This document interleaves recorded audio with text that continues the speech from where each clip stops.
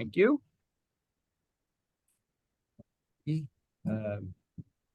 Welcome everybody to the January 16th Town Council Informational Work Session. Let the record read that the entire council is present.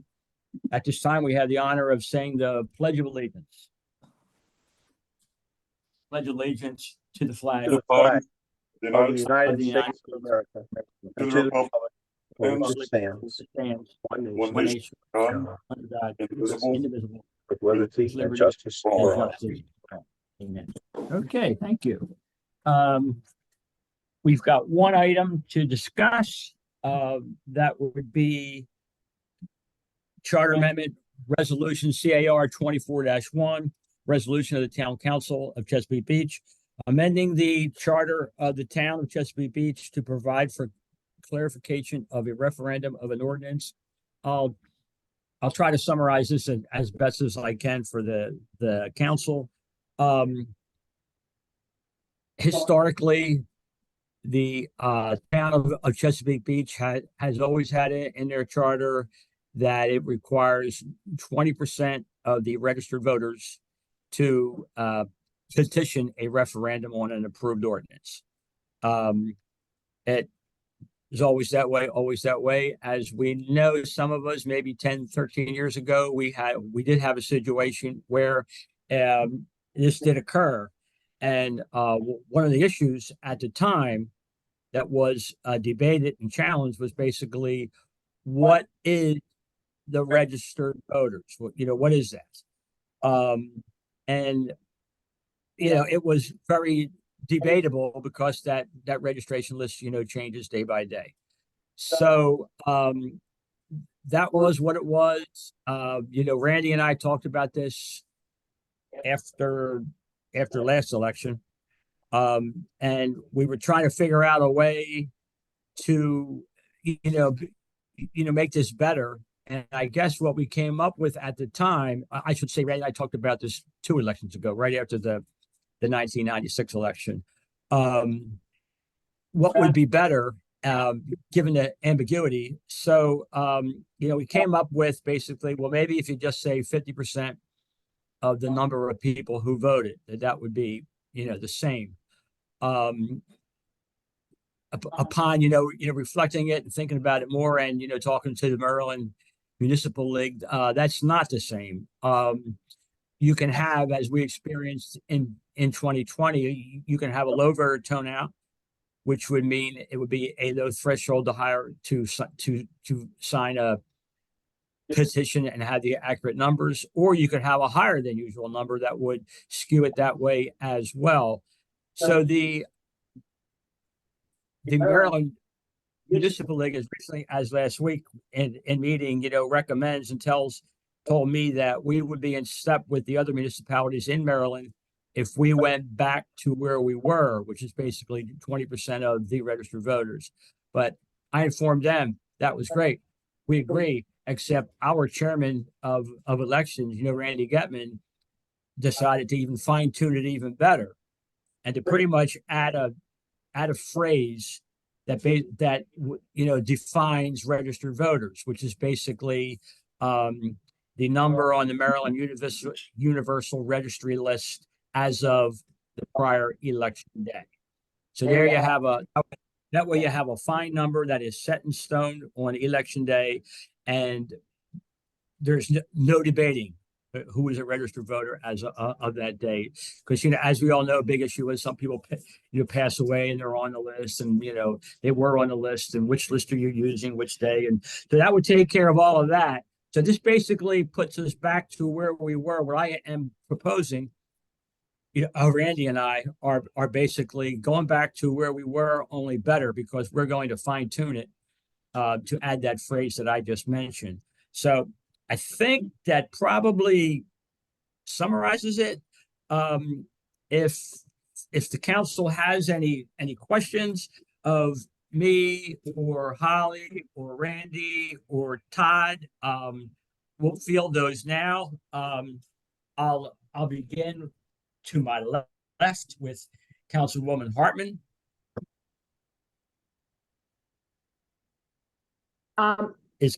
Oh, there So we then to go. verify with those numbers, then that we would have 916 people if this was the number of the day. So 916 is what it would take to do a referendum. Right? That's correct. Fantastic. That's my only question. Thank you. Thank you, Randy, for the wording. Mhm. You're welcome. Okay, I haven't done this since COVID. Keith, All right, thank you, Mayor. So I think Councilperson Hartman's question answered mine, but I want to just go through it to be sure I understand. Mhm. And that is, so according to the numbers that we were provided, we had 4,582 registered voters according to the UTM. Out of those, 1,275 actually voted in the Chesapeake Beach election in 2020, if I'm following along. And that percentage is of the 4,000, not of the 1,275. Is that correct? So it's 20% of the 4,000, not 20% of the 1,275. Keith, it would be, what we're proposing is 20% of the 4,500 and is it 82, 85? That's what, yes. Okay. Yes. Okay. All right. And so there was a little bit of discussion when I tuned in at the beginning. Is the verbiage in the first large paragraph of the charter amendment, is that accurate at this point of what the change is going to be, or what is the actual change going to be? I believe that it is that we decided that it was accurate. Okay, so that part that's struck out, we are striking out, and it's just the part in bold. Keith, basically we're striking out the current language, so it's the current language is being struck, and the bold language is what's being added. Correct. Okay.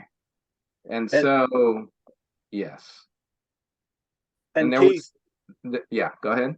Randy Getman, Yes. I do believe that the indicated on previous election day covers the issue that I was concerned about. Okay, great. Thank you. That answers my questions. I appreciate it. Thank you, Keith. Councilman Morris, you're on the call. Yeah, can you all hear me okay? I can hear you and see you. Okay, yeah, awesome, great. I had to update my software. That was a good explanation, Mr. Mayor, thank you. So it seems like a no-brainer to me. I just had a couple questions. The way that it is now, well, let's see, the target of this, that this will affect a petition to cause amendment, right? We were looking to lower that threshold, and in the event of low voter, well, this is just to cause a petition, though, right? For amendment, is that right? It's to a petition that would cause a referendum vote. Referendum. I'm sorry, you got the right language there. Yeah. That's what I meant. I know it's confusing. Right, and then the reason why we want to go to 50 to 20, and I would just use the example of somebody camped out in front of Roland's getting signatures. Well, if I could, Mr. Martin, Yeah. I think, the reason that we're doing it is we want to do it the right way. We want to be in tune with the rest of Maryland, and we want to make sure something like a pandemic or the opposite won't affect what we're trying to do, which is give the citizens the right to petition at a palatable level that everyone else in Maryland is using. Right. So, And picking a finite day. The reason we got picking a day and the Maryland Universal Registration System, which basically says that number of registered voters cannot be debated. It's set in stone. It's set in stone right now. okay. So, to paraphrase then, if I wanted to petition to cause a referendum, and I'm camped out at Roland's and I need registered voters, of course, I need to get 20% minimum signatures. And then I would present that to town hall and that would cause the referendum. Once they were validated, yes. Yes, validate, of course. I don't think I have any other questions. I know Randy's involved.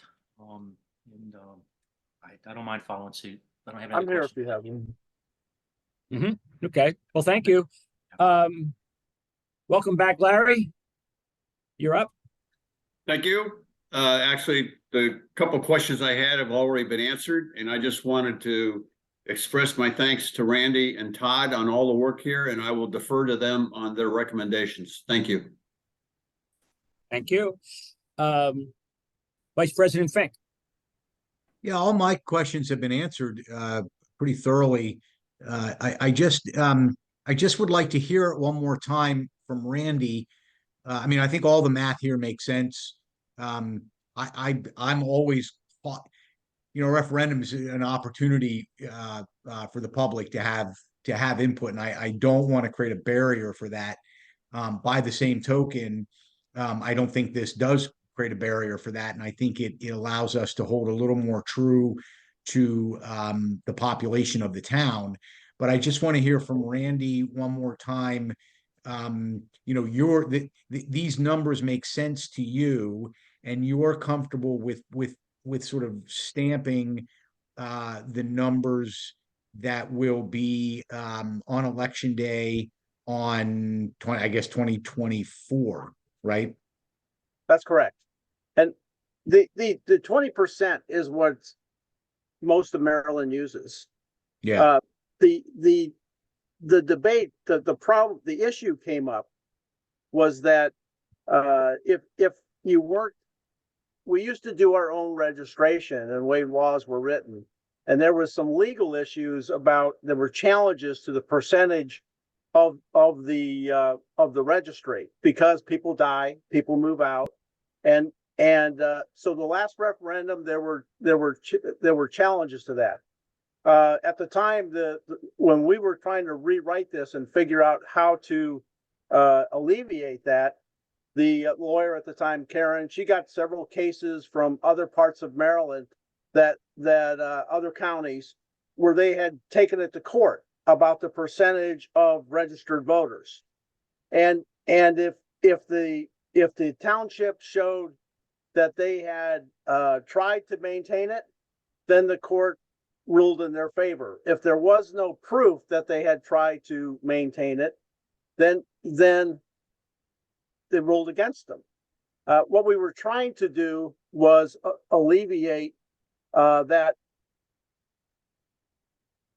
the Maryland what is now the Maryland registry, because we at town of Chesapeake Beach Election Board have no authority to modify the Maryland registry.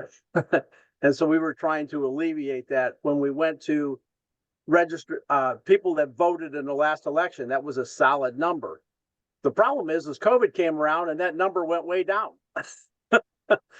And so by not having put a limit on, must be at least 900 or something like that, it didn't save us. So the mayor went to the municipal training and took a look at what everyone was still doing. And now the Maryland the universal registration, that's it. That's what everybody's using. And I think to say, okay, we're going to do it on election day. So whatever it is on election day, that's the number. We're not going to take away for people that are dead. We're not going to take away for people that move in or out. Not going to modify it. That's the point I would like to make. That's actually interesting, sort of additional information, because what it really does is it means the number is pegged to a representative number of the population, and that has real meaning. So I like that. I didn't have a question, but you gave it another great piece of information. So I'll just stop there. And thank you for that, taking the time to explain that. Well, thank you, sir. Councilwoman Bodine.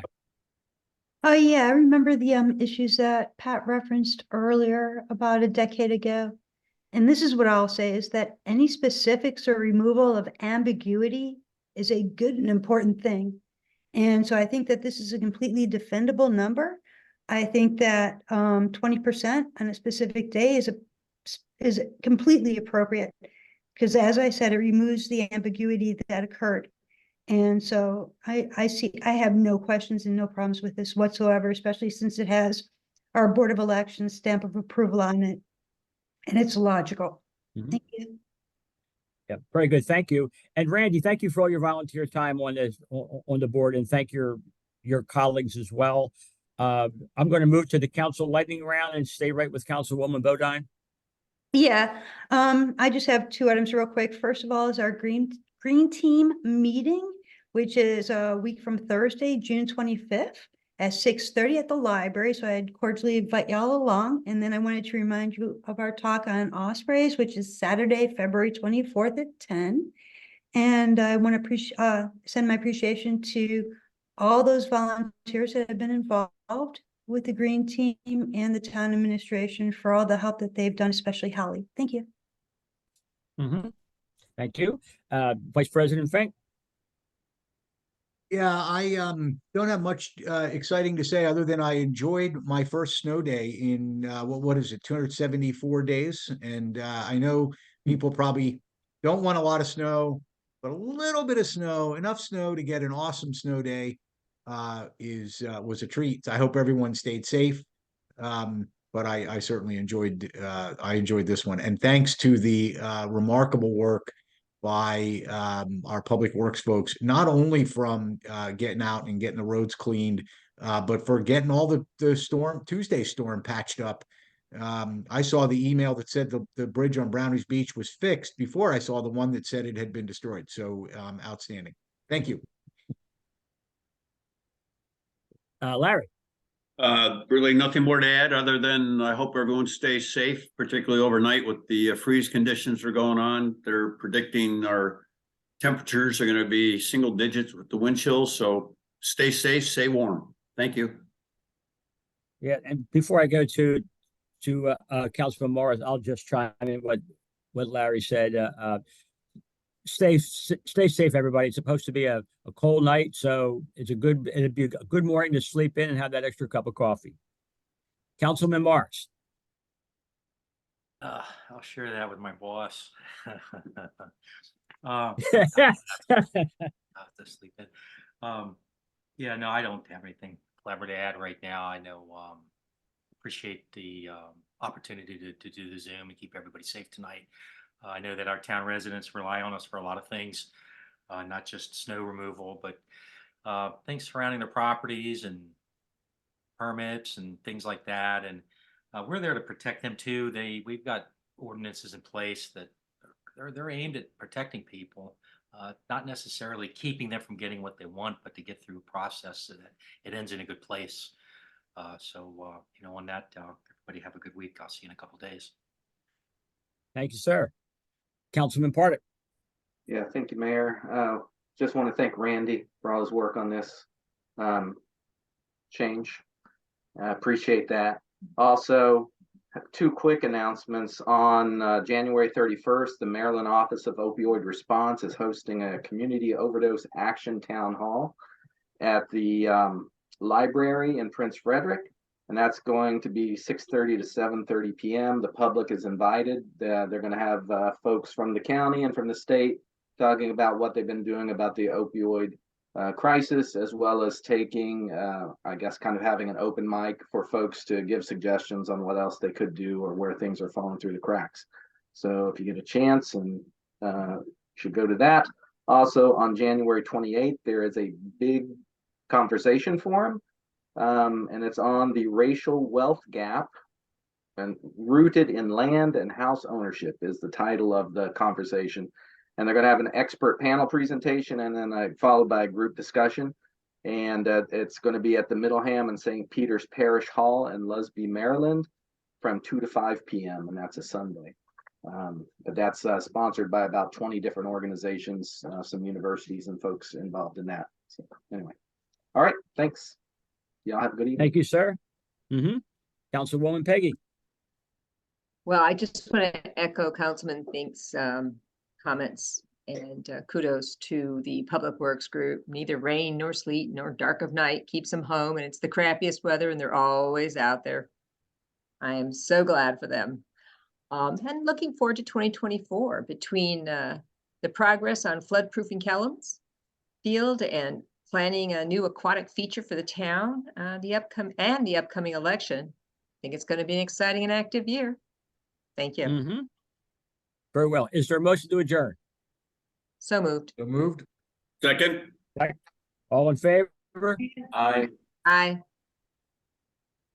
And the ayes have it. We'll see y'all on Thursday. Have a Good good night. night. See you Thursday. good night, everyone. Stay Hopefully safe, in person. stay warm.